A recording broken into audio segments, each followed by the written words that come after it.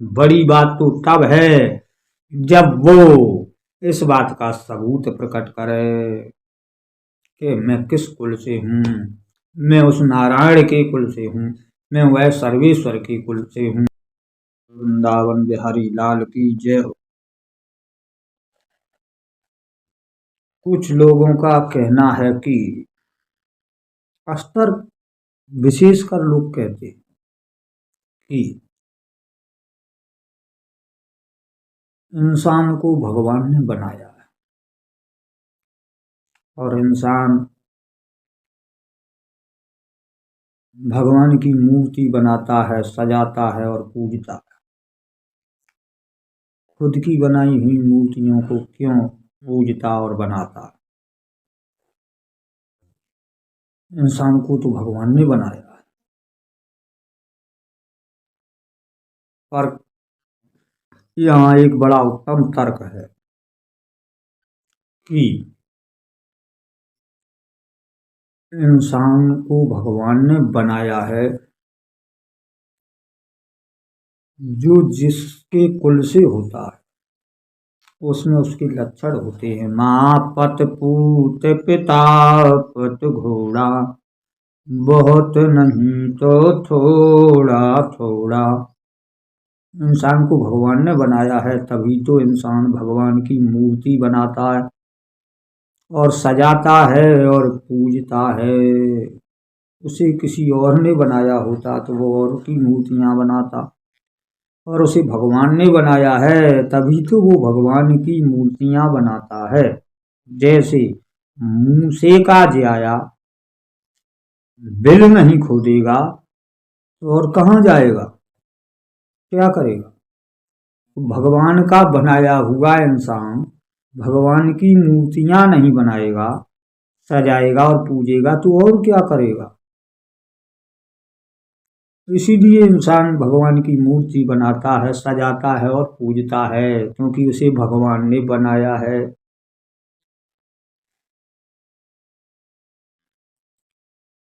पर यहाँ एक व्यक्ति ने तर्क किया कि जो भगवान की मूर्ति नहीं बनाता, नहीं सजाता, नहीं पूजता, क्या उसे भगवान ने नहीं बनाया? उसके जवाब में उत्तम तर्क आया कि भगवान ने तो कुछ जानवरों को भी बनाया है, वृक्ष आदियों को भी बनाया है।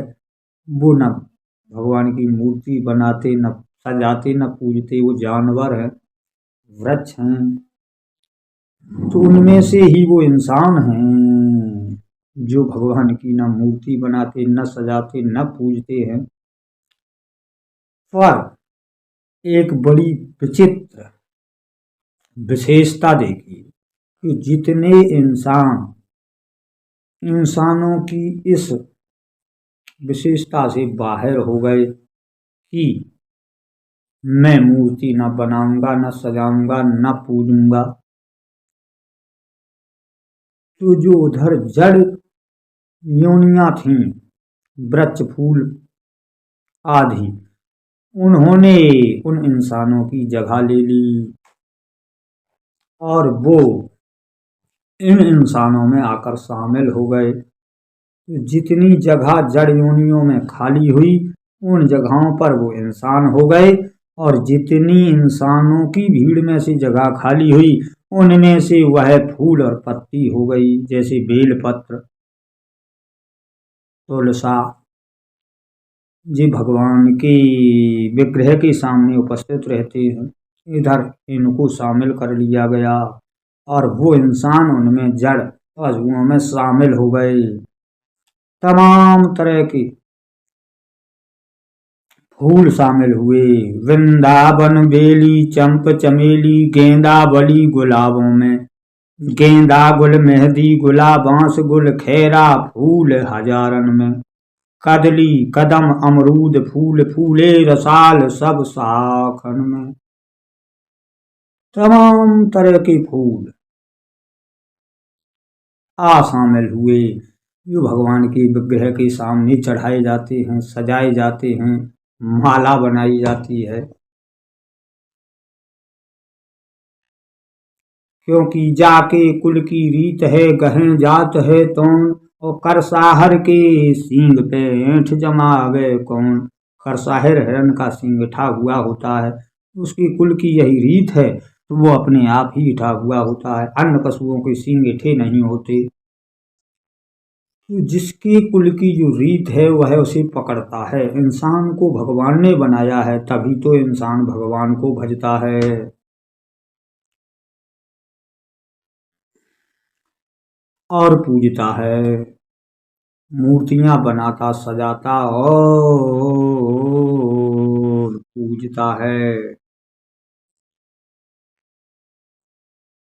निश्चित ही यह प्रमाण होता है कि ये इसी के कुल से है।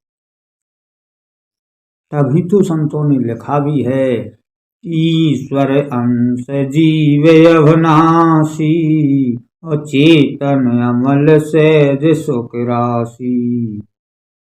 यह प्रमाण है, सबूत है कि इंसान को भगवान ने बनाया है। क्योंकि सांस कोई सबूत नहीं है कि वो जीव है, वो जिंदा है। किसी ने कहा है कि दिल से बताइए, दिल से बताइए कि मैं जिंदा हूं। सांस कोई सबूत नहीं है। जिंदा रहने का सांस कोई सबूत नहीं है। यदि जिंदा हो तो दिल से बताइए। ऐसे मुझे भगवान ने बनाया है, इसका सबूत तभी है जब तुम भगवान को बनाओ, जब तुम भगवान को पूजो, जब भगवान को सजाओ। यही सबूत है कि तुम्हें भगवान ने बनाया है। अन्यथा तुम्हारे पास कोई सबूत नहीं है।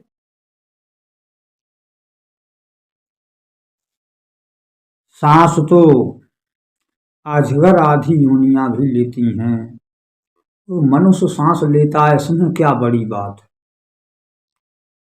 बोलना तो समस्त प्राणी जानते हैं, फिर मनुष्य बोलना जानता तो इसमें क्या बड़ी बात है। भोजन करना तो समस्त योनियां जानती हैं, तो मनुष्य भोजन करना जानता तो इसमें क्या बड़ी बात है।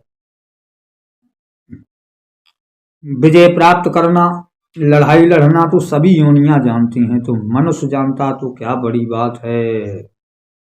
बड़ी बात तो तब है जब वो इस बात का सबूत प्रकट करे कि मैं किस कुल से हूँ।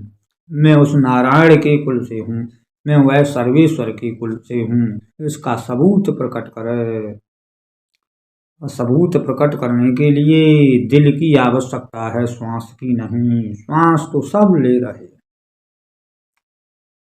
सब ले रहे, पर दिल बिड़रे बिड़रे में ही प्रकट होता है, बिड़रे बिड़रे में ही प्रकट होता है। और दिल का ही कमाल है। सब मिलते पर दिलदार नहीं मिलता, और दिलदार मिल गया तो फिर दीदार होता है और यह जन्म सफल हो जाता है। बोलिए गोविंद भगवान की जय। जय श्री राधे गोविंद।